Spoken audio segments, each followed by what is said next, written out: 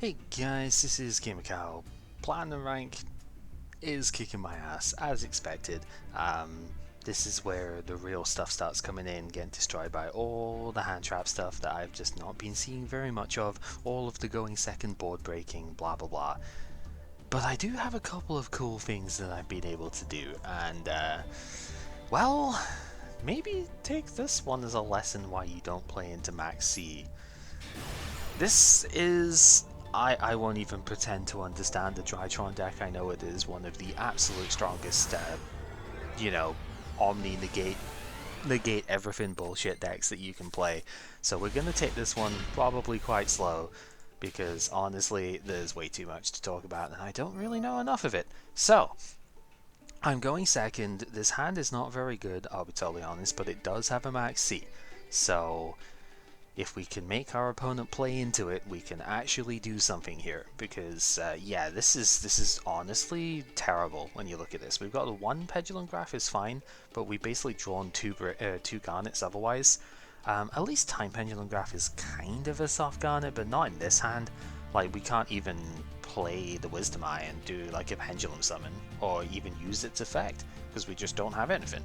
So, they play Preparation of Rites, and immediately I go, uh-oh, because this either means one of two things. It's like a funky Chalice Slime deck or something, or it's going to search out Ben 10, and we are going to get Drytroned. And guess what? That's exactly what happens. So yeah, we get the Drytron there, and then Drytron Nova comes in, so this special summons a dude from the deck. That's pretty crazy. You can only then special summon Nomis for the rest of the turn, like ones that can't be normal summoned, but that's totally fine. Since it is an effect that's special summoning, this is where the Maxx C gets chained, because at the very least I go 1-for-1 off of this if they don't do anything else. They kind of need to do something with this though, because the Drytron they summon does get destroyed at the end of the turn thanks to the Nova, so they kind of need to do a thing. Now, all of the Drytrons, at least all the ones that they activate here, they do have an effect that will come in from the graveyard where you can tribute another monster from, or a ritual, like another Drytron or a ritual monster, from hand or field to special summon each of them from the hand or the graveyard once per turn. Then they have an extra thing as well. This one like adds a ritual spell. There's, I think, one of them gets one from like the graveyard or something, I think. We'll see them as we go. But this generates a Link Summon into Relinquished Anima. All of the Drytrons are level 1, so this works for the Relinquished here. This is needed for the end board that this guy's making, because he needed to have a Link in play for one of his effects to work. Otherwise it doesn't do anything, except put that Drytron in the graveyard. So now it activates in the graveyard, it tributes the Ben 10 that was picked up to special summon itself, and also search out their ritual spell that we will need for later. It is a special summon, so I do draw again, obviously. This is the third draw now.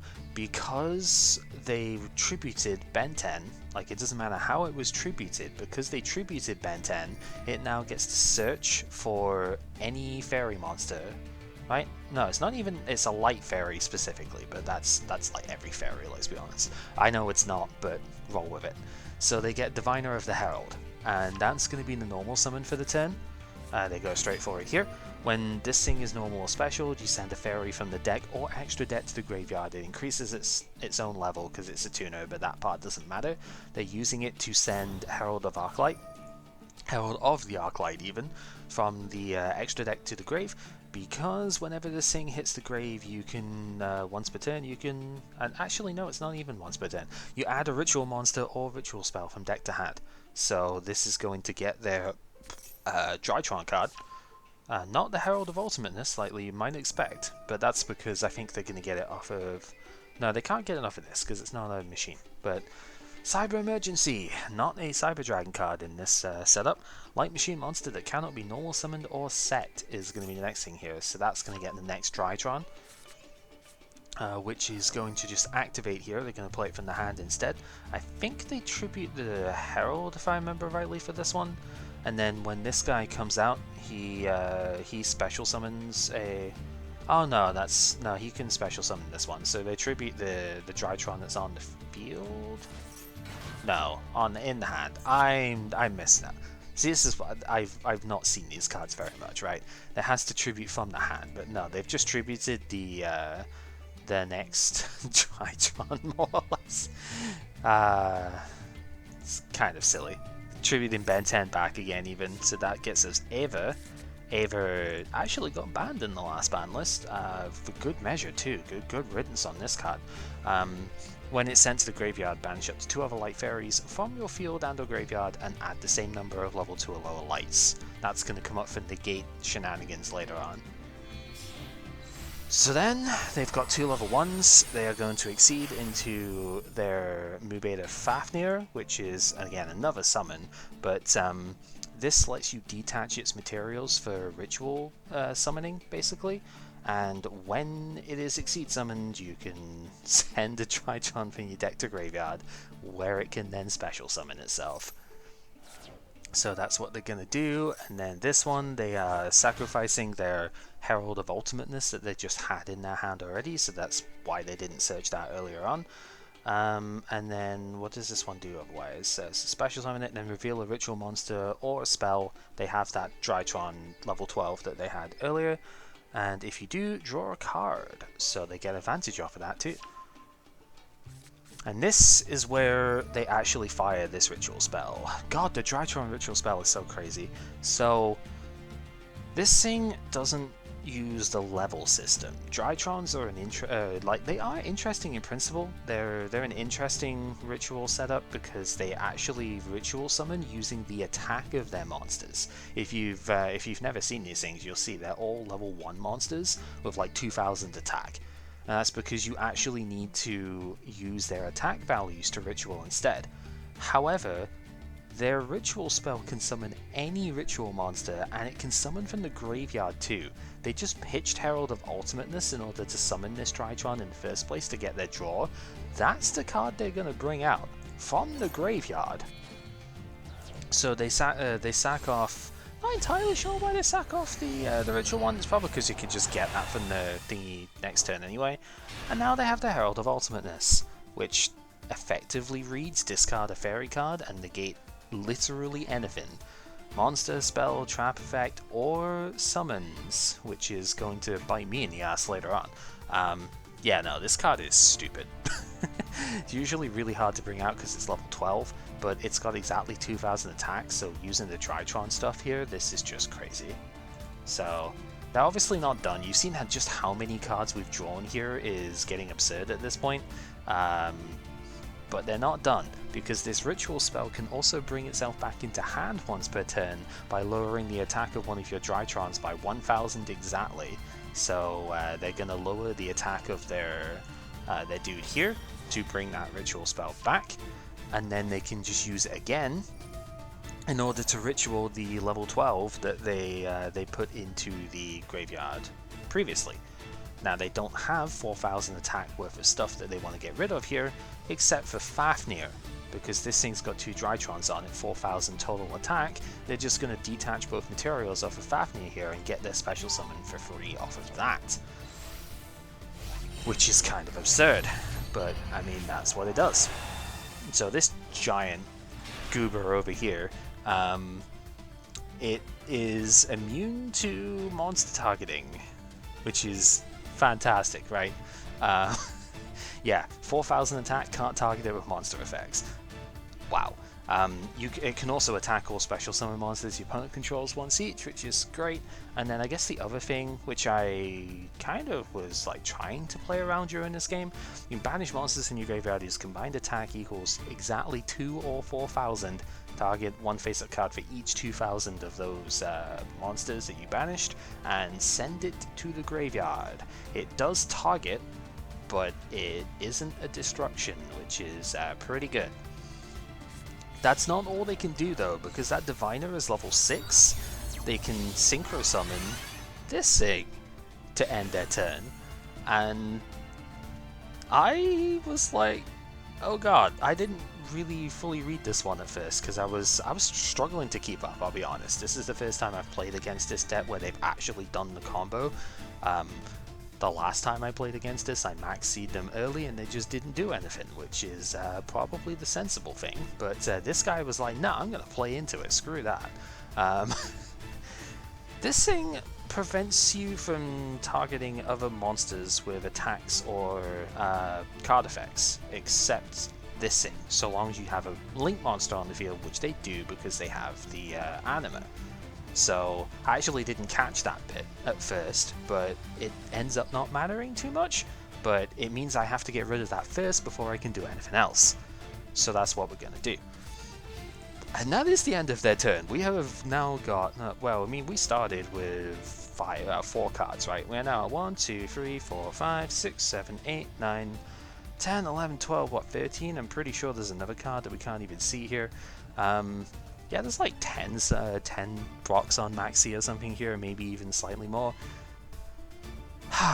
Crazy, crazy stuff. They only have 2 cards in hand, but we know one of them is Ava, so there's a minimum of 3 negates that we have to try and get through here, plus this quick effect bouncing stuff.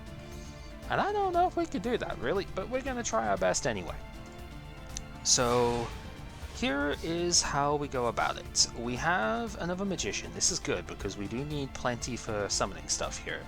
So the first thing to do is try and set up scales, and they do let this go through. I mean, if they negated this, then they would have to they might not have another one in hand actually, because even if this got negated and destroyed, it would still take out the dragon here because it was destroyed. Does it have to? It doesn't even have to be on the field. It's just any point, right? So if they tried to negate this, it would get busted, right?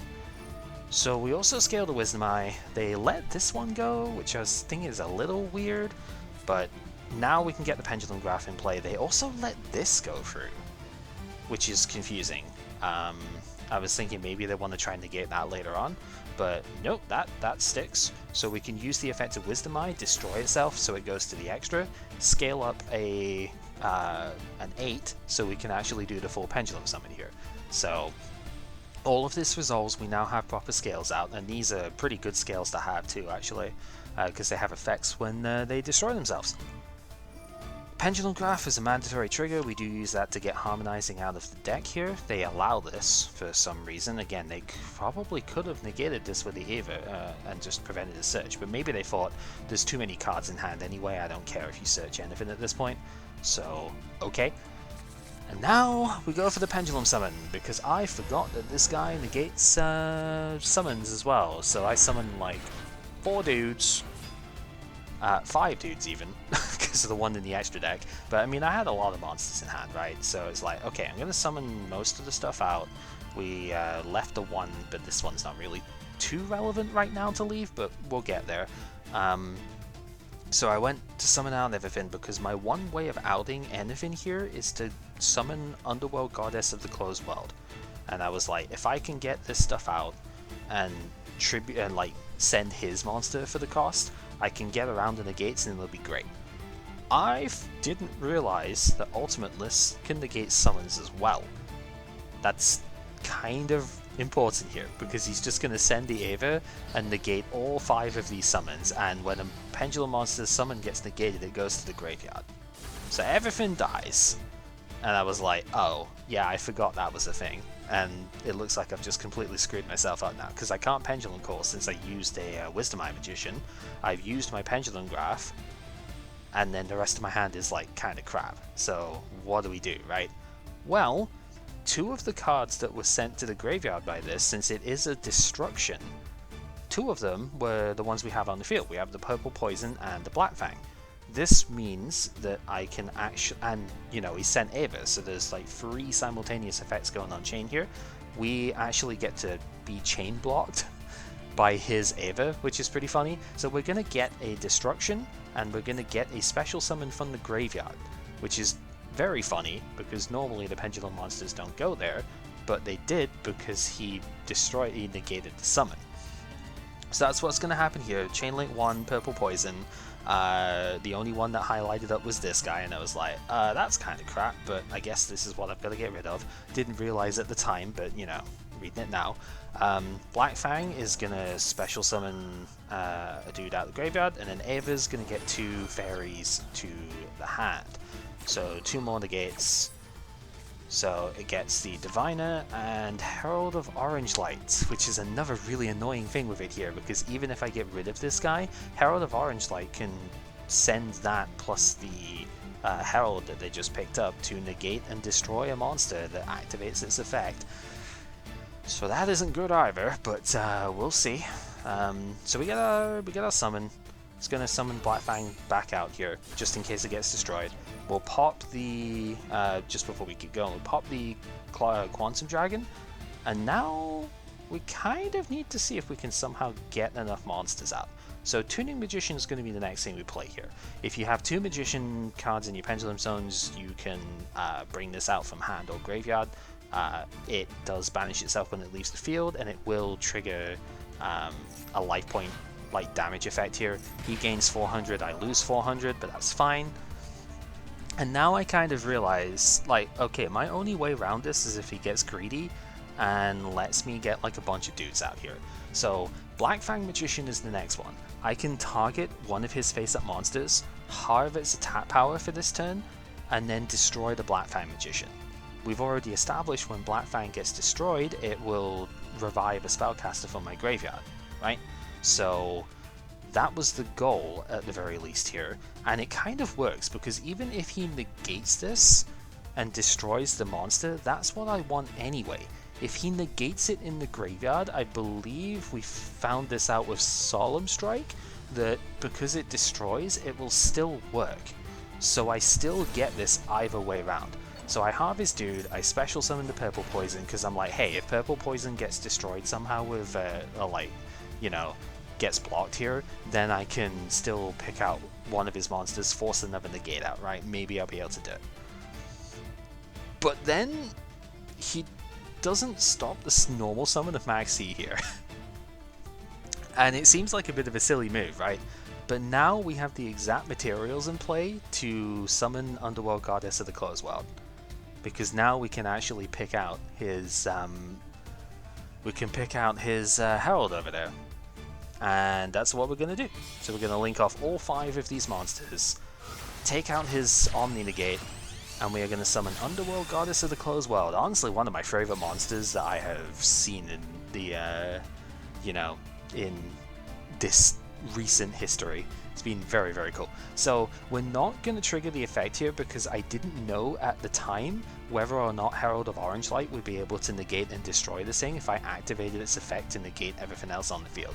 It doesn't really matter even if I do, because Fafnir doesn't have any materials left, so that's basically useless.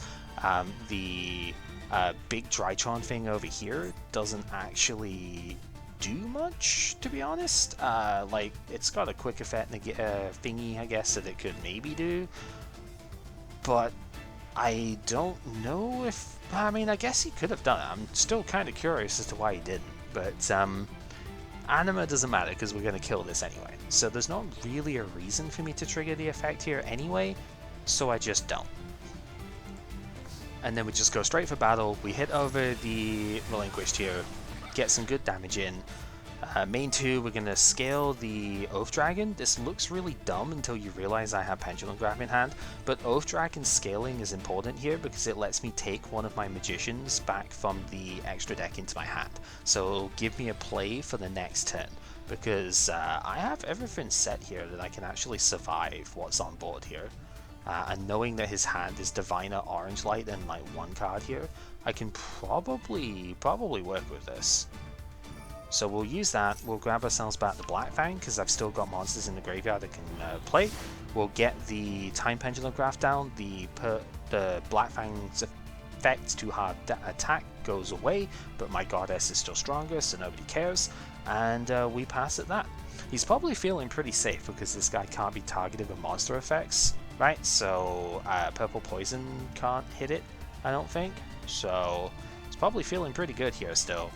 So we see the draw phase, he goes straight into battle and goes in, and we flip Pendulum Graph, destroy the Purple Poison, takes out the big Ritual monster here, so he's not getting any damage off this turn. And then we get the two triggers. We have Purple Poison's going to trigger here, as well as the Pendulum Graph to get me another card out of my deck here, so I can get a high scale if I want, or just whatever I want really. We grab ourselves the Harmonizing, because that can get more stuff out the deck as well. So now he's kind of got a rebuild. With an Underworld Goddess here too. This thing's got another effect as well that isn't, I mean, it's got a protection thing, so it can only be affected by target effects, but it also lets you negate a special summon from the graveyard once per turn, so that's pretty sweet. Yeah, so we're going to get the Cyber Emergency coming here. It's going to get another Drytron. It's going to start trying to build up again. We do get Diviner. Diviner's going to trigger Maxx C for me here. Like, I know it doesn't technically draw me cards right now, but if he's going to start comboing off again, then I want to be preempting that, because I want to just try and dissuade it here, you know. So we get another Herald of the Arclight goes to the grave, so we get another Drytron. Now this one is immune to Spell Trap targeting, so you know that would actually stop the Pendulum Graph over here, but I can use other stuff to get rid of this one, so it's not so bad. I think it has another effect here as well, like you could destroy all Spell Traps the opponent controls, which is pretty annoying to be honest, but sure, I guess. Yeah, there's a bunch of annoying stuff it can do, but it doesn't matter. So we get one of the effects here of the Delta. I didn't actually know which one did which effect here, but this is a pretty good one to negate because it draws a card. He sent the Gamma to the grave. We're going to negate this summon with the Underworld Goddess. It's the only time we can do it this turn, but it is a pretty important disruptor here. So we're going to block that.